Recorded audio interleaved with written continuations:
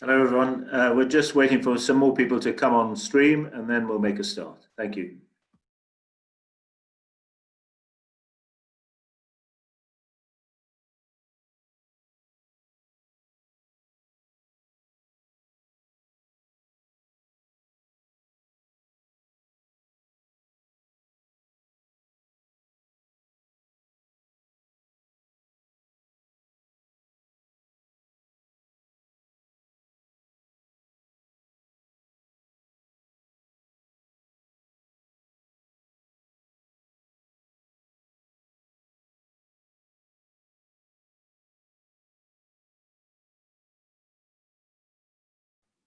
Good morning, everyone. We'll just make a start in 1 minute. Thanks.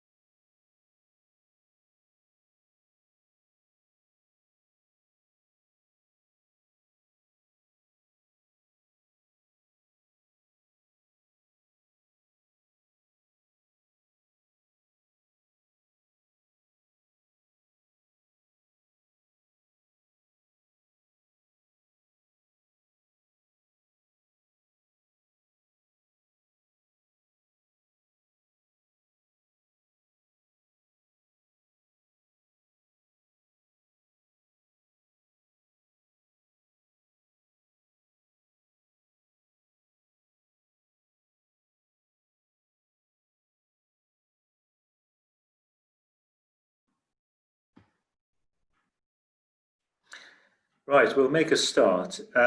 So good morning and welcome to the first of our Southeast Advisor Hours, where we hope to discuss issues that most affect our members in the region. Hopefully I've met most of you, but if not, my name is Mike Valencia. I'm the Regional Director for the Southeast.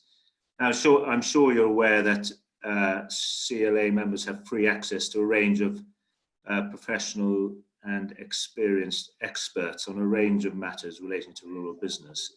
But what you might not be aware of is that actually they're underused, and we want to try and improve their reach, particularly at this time where we're all operating from a distance.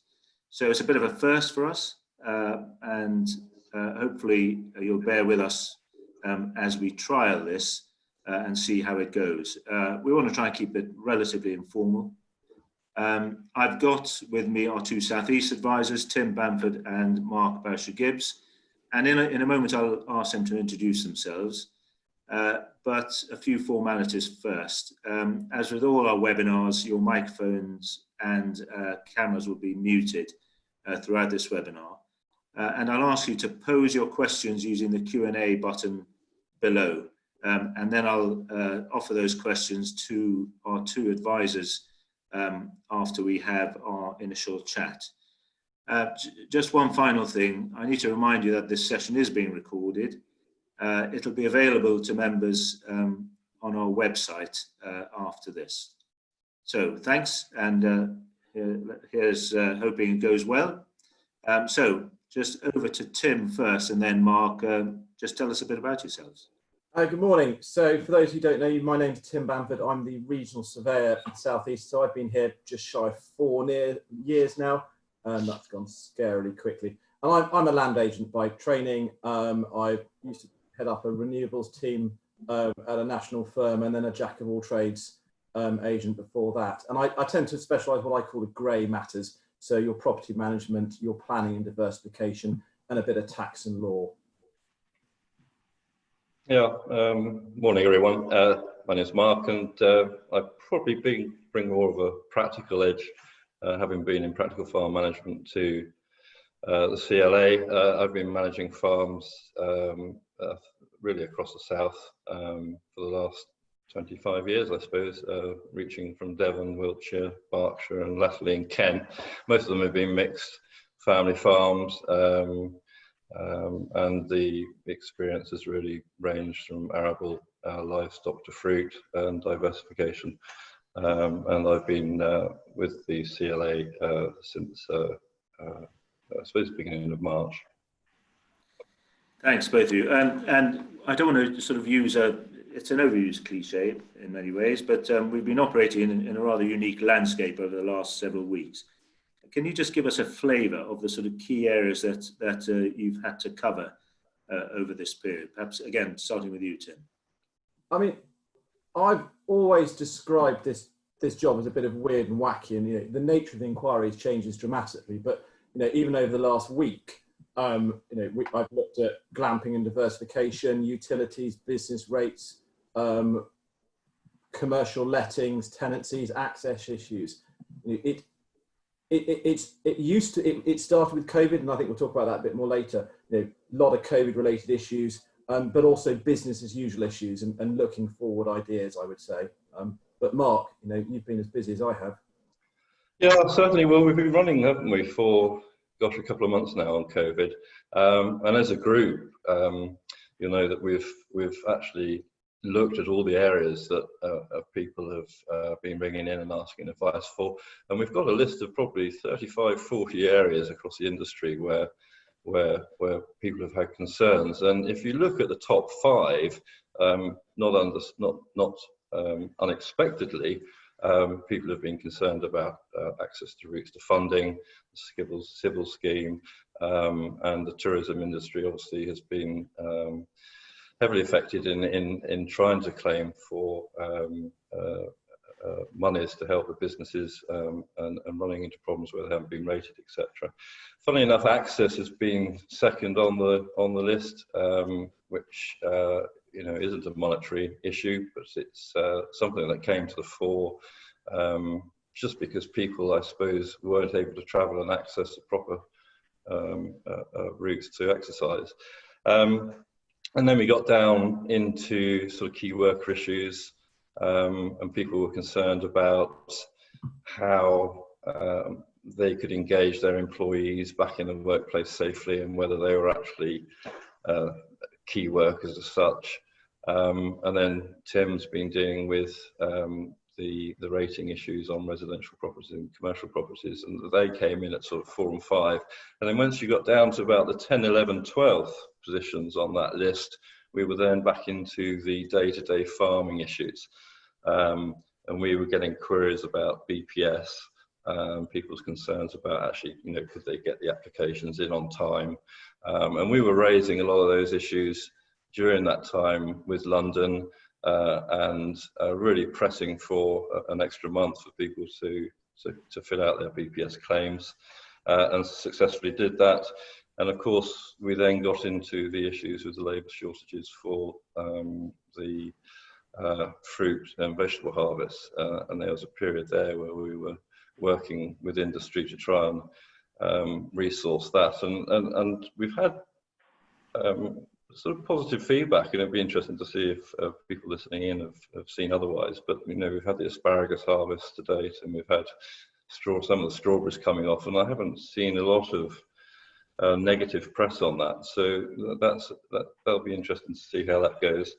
And farmers have been hit in different ways. Obviously, commodities have been hit. We've seen the collapse in milk prices and potatoes coming under pressure. We've seen a whole shift in cropping programs this year with the bad weather in the autumn, and farmers have obviously got concerns now about marketing their crops. So, if members of farmers are out there working on the ground and still business as usual for them, and looking really at looking forward now. And the other issue that came to the fore, which I don't think you probably think about that much initially, is those people, those members that have had perhaps people that are vulnerable to COVID that they've had to look after themselves, and that's probably taken them away from their industry, their business, and they've had to cope with that as well. And we've had some people in the retail sector and the rural tourism sector having to look after vulnerable members of the family on top of all the other issues. So there's been a whole gambit, and it's been very interesting. Yeah, thanks, Mark. I mean, it's quite interesting. I think we've worked very closely with London in terms of providing support to our members, and I think it's worked quite well in many ways, despite being sort of geographically distanced by force. What's also interesting, I think, is there was an initial rush, of course, to deal with COVID-related issues, and then there's been a drift back to sort of normal business. But the constant stream has been the sort of farming issues, which has continued in spite of everything else. The areas where I think our members have been more challenged, perhaps, is on the sort of diversification front. For several years, our members have been really successful in diversifying to strengthen the stability of their businesses. I'm thinking of tourism, campsite, wedding, and so on. But certainly I've detected during this crisis, there's been significant unease over the continued viability in these areas. So Tim, can you say something about how our members might mitigate these concerns? I think I look at it sort of a short-term answer and a medium-term answer, if you like.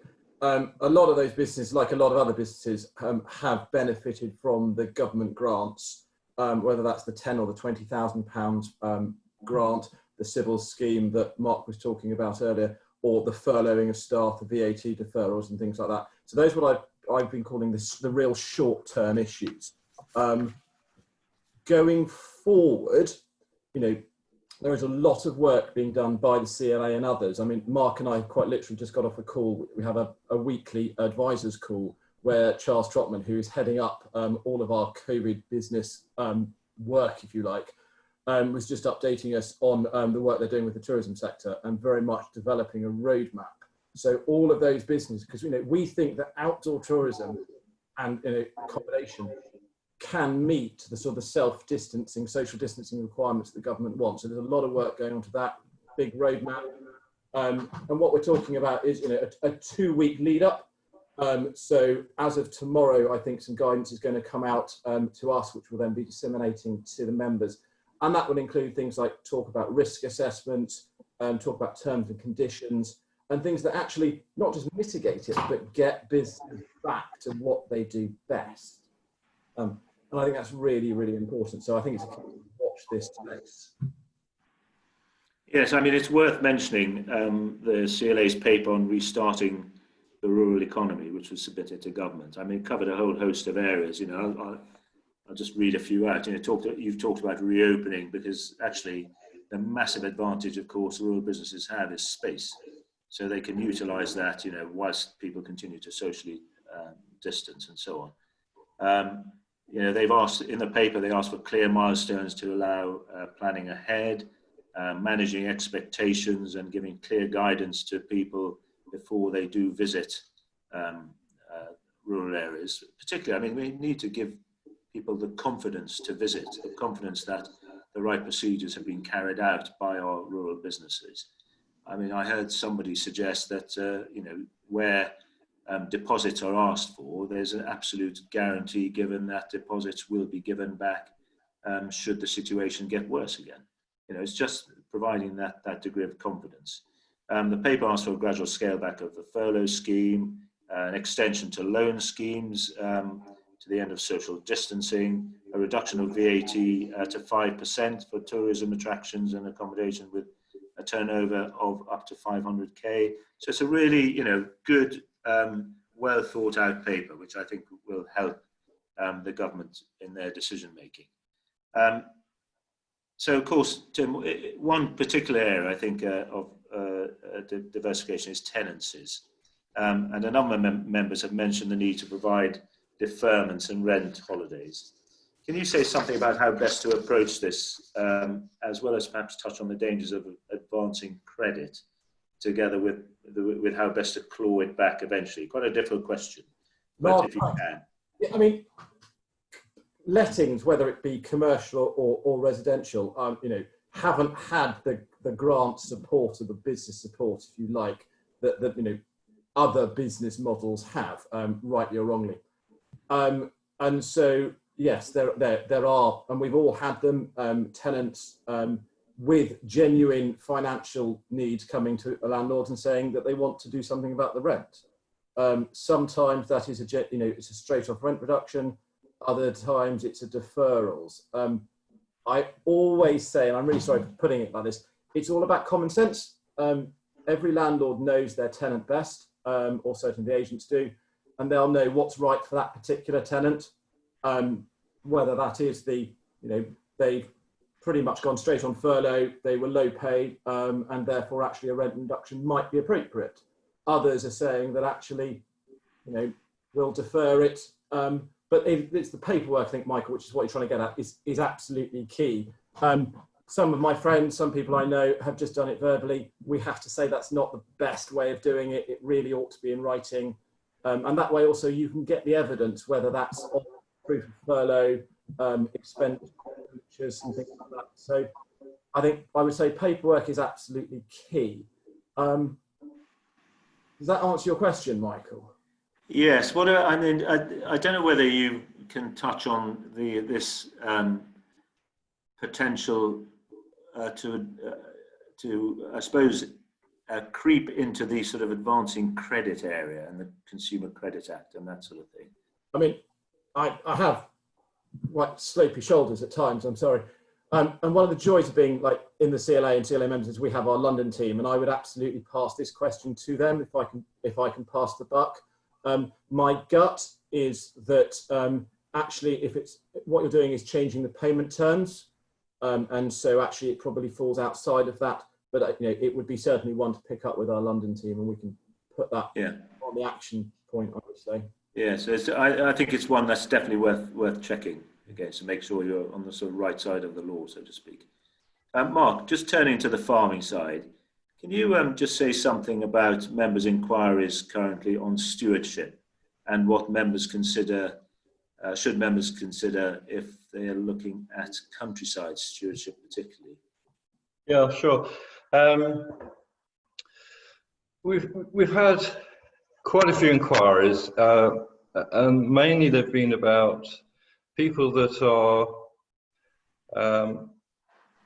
probably in the environmental stewardship scheme. So they're in ELS or they're in HLS. Some of those people will obviously have been in years which are past the 10 years. So they're renewing on an annual basis. So they may be in year 11, 12, 13 of an HLS agreement under environmental stewardship.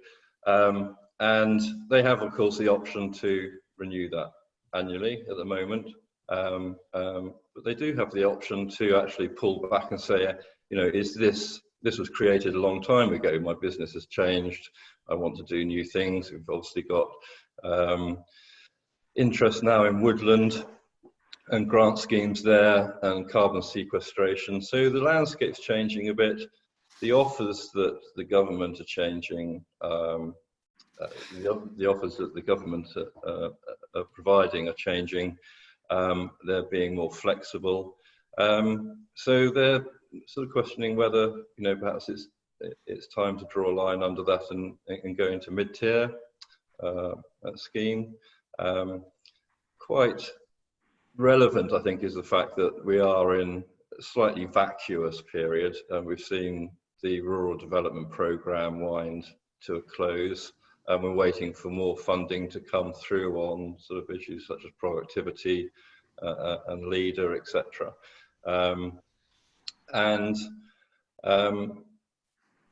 The RPA have made it quite clear that those people running a stewardship scheme will be better positioned to jump onto the Elms scheme when it does come through.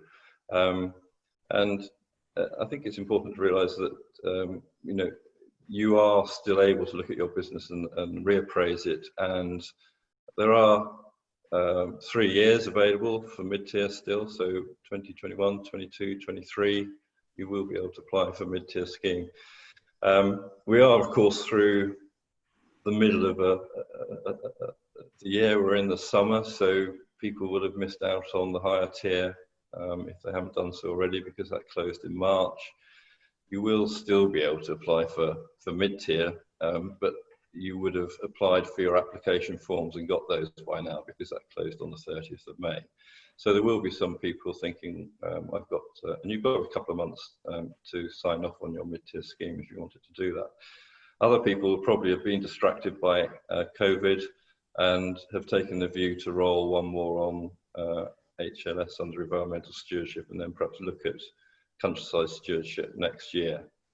And that gives you, a good 6 to 9 months to get your house in order and critically look at your business, because it's going to become more and more important as an underwritten source of income when we're seeing a decline in direct payments coming through on a sliding scale. It's just something that people can underwrite their business with.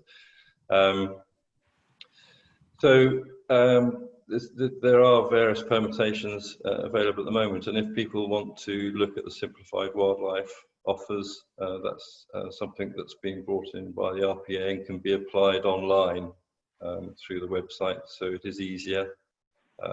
And there are different schemes within the wildlife offers, depending whether you're an arable, a mixed farm, or a grassland farmer. So, yeah, I think on the woodland side of things, it's early days. We're into the early stages of tendering for contracts. There isn't a huge amount of activity there, but we've taken calls recently from people that have stewardship schemes and are wanting to see how they can integrate or superimpose or indeed replace with woodland ventures, woodland schemes. So it's quite a dynamic environment at the moment. And so people talk about whether they should just wait for elms rather than go into the countryside stewardship. What's your view? Well, elms is very much centred on the public money for public goods scenario, isn't it? So naturally, there is going to be a vested interest in drawing funding down from your natural assets, and stewardship is certainly a vehicle that will transpose into elms to do that.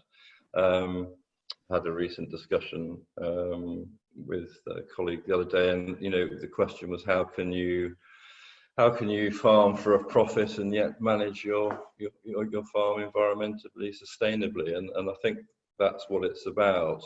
Farmers need to look at coming away from direct support, how they can farm for a profit, and there are options within mid-tier scheme that will enable you to perhaps concentrate on your higher producing areas, and those marginal areas that were perhaps marginal currently under BPS could not be profitable at all under elms, and it's perhaps those ones that you would consider transposing into a mid-tier scheme. Okay, thank you. Just turning slightly towards generally how perhaps landowners should think about the future. I know one of the phrases that has been used to reflect a sort of rather positive approach is to use this time to reflect, review and prepare. Do you think that under the current situation, landowners have essentially stopped future planning? And can you come up with any sort of quick wins that might help them with COVID losses? Tim, you go first. Right, braining gear. Business planning, I think we were talking about the importance of this even before COVID, with that strange word now of Brexit. The CLA were very keen to encourage all members to look at their businesses and see where they were going, what they were doing right, what they were doing possibly less well, and where they could go. And I think COVID has probably sped that process up and that need for it. And so, yeah, we would absolutely encourage everyone to look at their holdings, their businesses, what they actually enjoy doing, and take a view. And we can certainly help with that. And it came up on one of the national webinars with one of the partners, I think, was doing it as well. So I think there's some really good options there. Quick wins. I mean, every business is different. I have a planning hat a lot of the time, so I instantly think of planning. Hopefully we're about to see staycations. Weather is still beautiful outside. We have, in the planning terms, the 28-day rule. So you can use your grass field that normally have got cows on it for 28 days of tent camping, if you like. No planning required in most instances. Really, really quick win. So obviously social distancing and health and safety to sorted or to one side, but it's an option. It might not have been done in the past, and I've got members, I've got contacts who are seriously looking at that just as something to do and help that cash flow over the next 12 months really. Yeah, thanks. Mark, what about you? Well, I think I think we've been very commodity driven, haven't we? We look at we produce X thousand tons of grain, we produce X kilos of milk, meat, etc. The goalposts are shifting. In a way, COVID's exposed the fragility of our supply chain. Something we've got to look at. But if I was sitting on an estate currently, I would be looking at all my assets, and I would be looking at them in the context of Elms, because really we're talking about not just what we produce, but also things like biodiversity. We're talking about public access. We're talking about historical monuments. We're talking about specific landscape protection, and we're talking about education. And that's an aside from the typicals of soil and water and all the those sort of issues that we've been working on already. So I would look at it in the round, and I would see how the environmental schemes can deliver on protecting those assets and increasing the value of those assets to you as a business. So it is a bit of a seismic shift, but we've got 2 or 3 years to do it. And I think it's important that those businesses that are successful in the future will have a lower dependence on hardcore farming commodity products, and they will be engaging in carbon sequestration, biodiversity, and all the other assets that you can bring to a diverse business. Well, perhaps we can have a question or two on carbon sequestration after this. But just one more thing before going onto attendees' questions. I really want to cover an area which I think has been highlighted quite a lot from our members. It's a major concern, I think, which is one of access, Tim, particularly.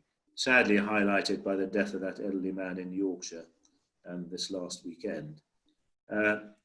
What do you think members should be doing both to help the public, but also to protect their own property and rights? The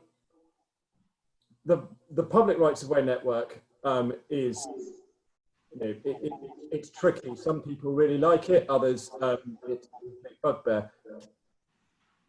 We have it and we've got to manage it. And I think, certainly what we've seen over the last, however many weeks now, is an increase. Certainly, I mean, where I live, lots and lots of people are walking willy-nilly. So we start with education of the public. The Countryside Code is absolutely key. Pretty much, I suspect everyone on this call knows what it is. There's an awful lot of people out there who probably don't, or certainly don't follow it. So I think we need to educate them on that one. Part of that is to do with signage. Many years ago, I used to work for Rights Way team, and way marking. The public have no excuse to go off path if there is a great big sign saying go this way. Now, there will always be people who don't, but I think if you can control the majority, then the others tend to follow. I don't want to use the word sheep. So I think signage is really, really important for public rights of way. But similarly, the private rights of way. I mean, I had a call last week where the public were walking up a member's private drive and then using that to then access land to then get onto a river to go wild swimming. Now, wild swimming is, again, the weather. It's cropped up. So what do we do to prevent it? We use signs. So, not great big, get off my land, but really sensible, subtle signs of, private, please keep out. We look at sort of clever ways, we call them furniture on footpaths, aisles, gates, little barriers that prevent people going over that way to then get to the river course. And certainly with that particular example, wild swimming, in Scotland, you can do it. It's completely legal. Whereas in this country, most rivers don't have a right of navigation. So you, A, can't swim on them. And B, most people have to get there via private land. So we've got a trespass issue. And so we've spent a lot of time working on guidance notes. We've done a lot of advice with members as to what they can and can't do. But it's about being sensible and pragmatic. But I like signage. It's not for everyone, but I think we've got to give the public a steer.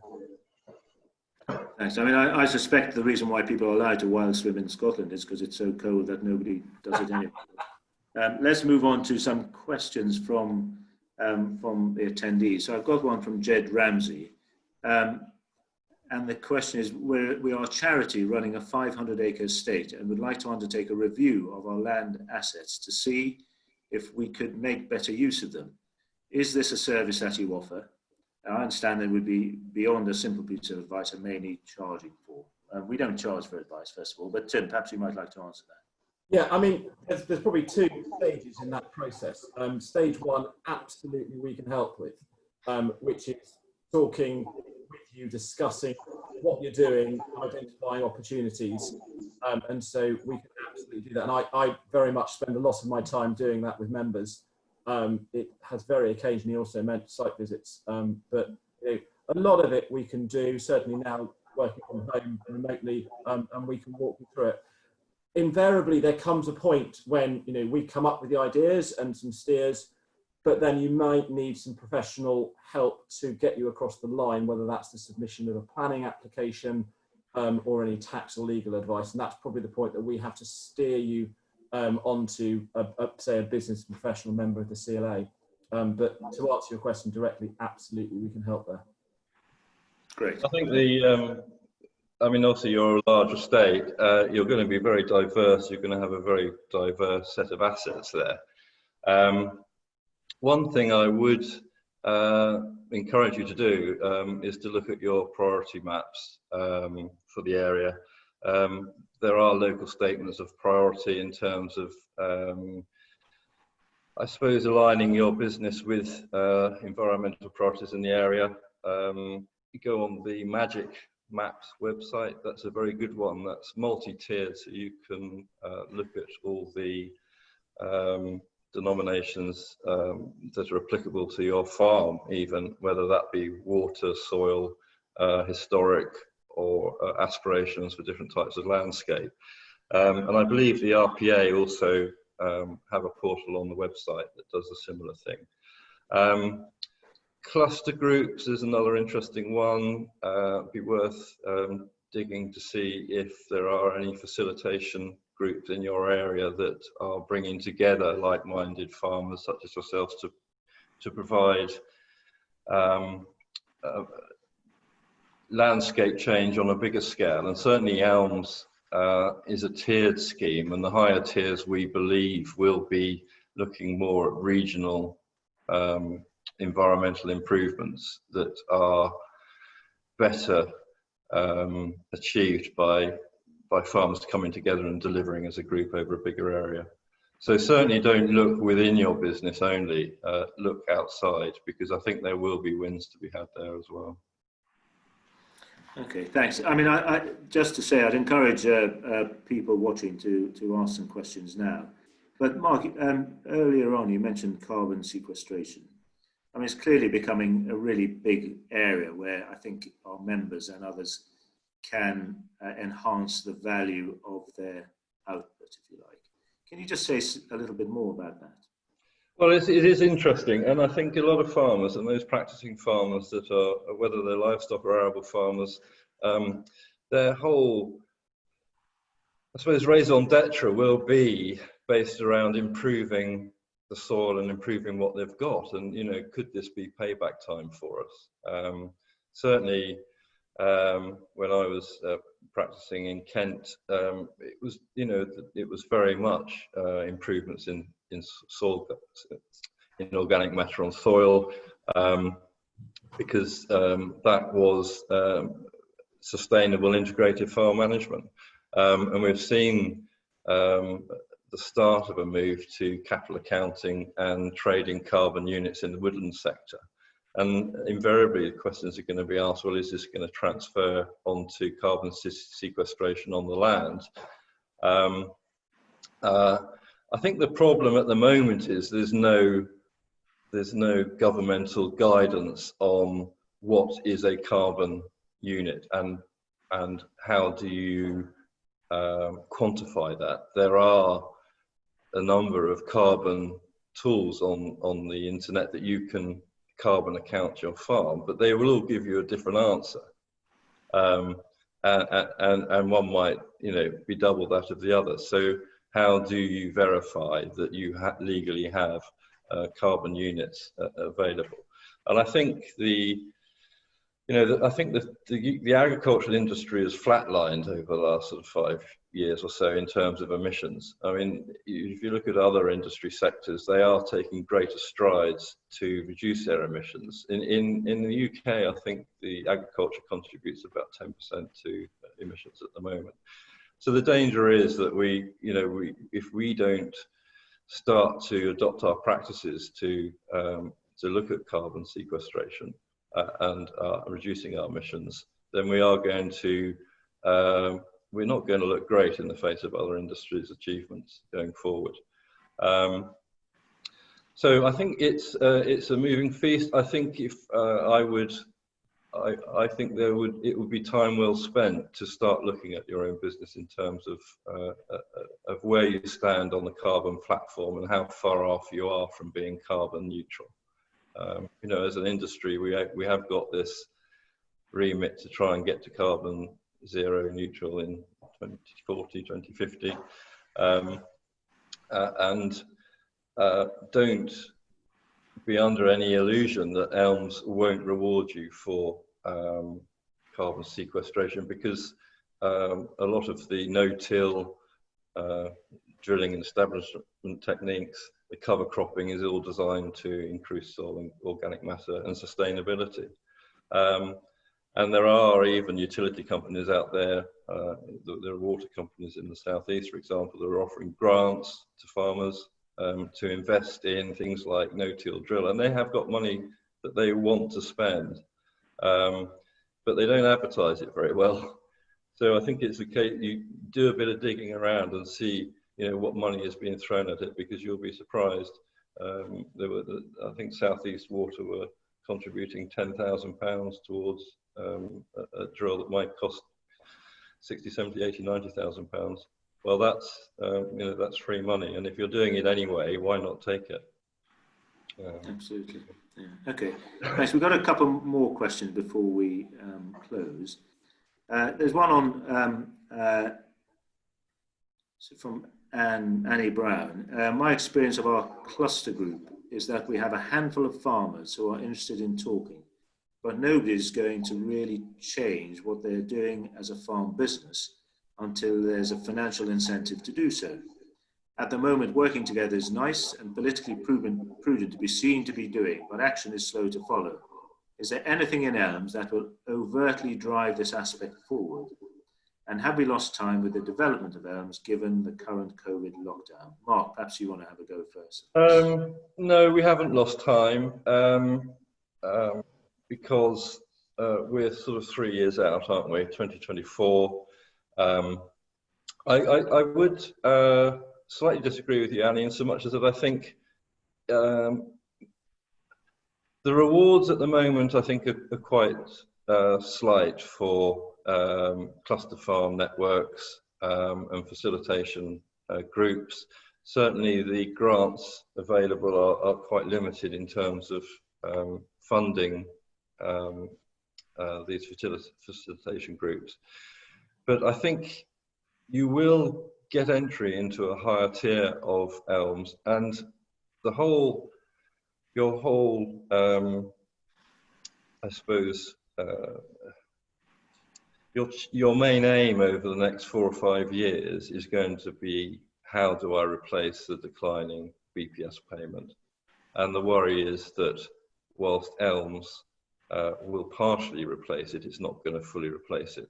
But you need to get yourself as high as you can on that curve on elms income, and persevering with landscape change schemes that extend beyond your boundaries, as I mentioned, I think stands you in really good stead for that. Well, Tim, anything to add? I couldn't agree more. I agree with Annie. Cluster farms and groups, some have been really, really successful, others have been less successful, but they are at the moment more of a knowledge transfer body entity. Going forward into Elms, they are going to be crucial into accessing one of those larger landscape project funding options. And so I think if you're in one, you are in a good place going forward. I mean, there's another question on Elms, very short, but I suspect it's quite difficult to answer, which is, will Elms applications be competitive? I can't see how they can be, because certainly the lower tier of Elms will be, I would imagine, based on cross-compliance issues. So it will be what you're doing already. It will be responsibly looking after your soils, responsibly looking after water, and all the elements of JSEC which we're currently farming within. So certainly I think you will have to, and information is light on this, but my predilection is that the tier 1 of Elms will be open to all, and you will need to probably subscribe it to continue to farm. And then really you're jumping through hoops to try and get tier 2 and tier 3 funding. Mark, if I may, do you think that whilst tier 1 will be largely based on cross compliance and therefore not competitive at all, do you think that there might be a degree of competition within what the bands you describe in 2 and 3? I think there probably will be, so in much as the same way that there are elements, the wildlife offers are simplified in the way the simplified mid-tier scheme, which aren't competitive, but then the mid-tier scheme is, as is the, so yes, I think there probably has to be a control on the funding allocation, and for that reason they will have to prescribe some sort of competitive element. We've got one more question, which is about planning, Tim. Perhaps you can address this.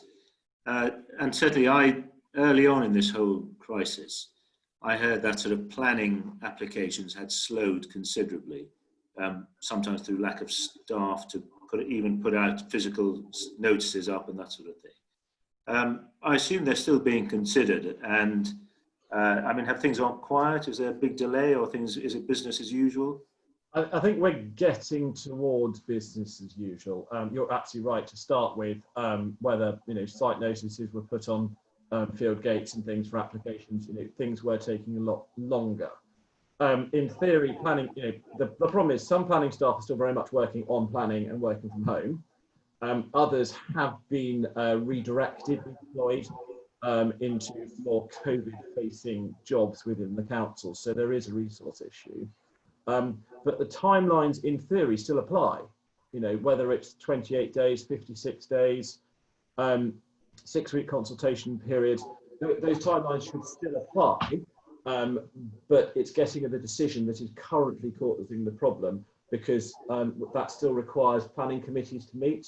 If it's an easy judgment or decision, the planning officer can make their own decision, delegated decision. But it's those wider, bigger projects, and certainly then coupled with issues like we've got down the south coast with water issues and nitrogen, there are an awful lot of planning decisions being delayed a lot. We do have another question. I mean, and we've got the time to answer it. So again, from Annie Brown, we have a planning application in for a small tourism diversification for visitor accommodation on the farm, and have been notified that if we are successful with planning, then we will be liable to SIL. This is, I think, is a new levy for this sort of development, question mark. Tim? Yeah, so SIL, which is Community Infrastructure Levy, is basically a method for local authorities to draw funding for those sort of projects from planning applications. They're largely, each authority has its own way of charging SIL. Some don't even charge them. Most southern counties or authorities do. And yes, there is a rate per square foot, or per square metre, sorry. And those are published. There are a few exemptions, and it's worth looking into those. But yeah, fundamentally, on the grant of planning permission, you will get a piece of paper from SIL saying what you are likely to owe, and then you start owing it quite quickly. So it's worth going in eyes open on SIL before you do anything. Okay, thank you. I think that's it. We'll draw it to a close. I'd just like to thank both of you for answering the questions so well. And also, I hope that those watching have had a chance, in a sense, to meet our advisors, and that's really important. And you'll perhaps feel freer to contact them in the future. And I would encourage you to do so. There's a lot of good advice out there, and if we don't know the answer, then we'll know somebody who does. So thanks a lot for participating. Do please look out for our normal webinars. We've got a really good one coming up on the 12th of June with Professor Alistair Driver, who's Director of Rewilding Britain. That's in conversation with our External Affairs Director, Jonathan Roberts. And of course, our usual webinars. So we've got the forestry update. It's on a Thursday, not a Wednesday, on the 4th of June at 11 a.m. And then our planning and development one on Wednesday, the 10th of June. So thank you very, very much. Really great to, I suppose, virtually meet you all. And I do hope we see you again soon. Thanks a lot.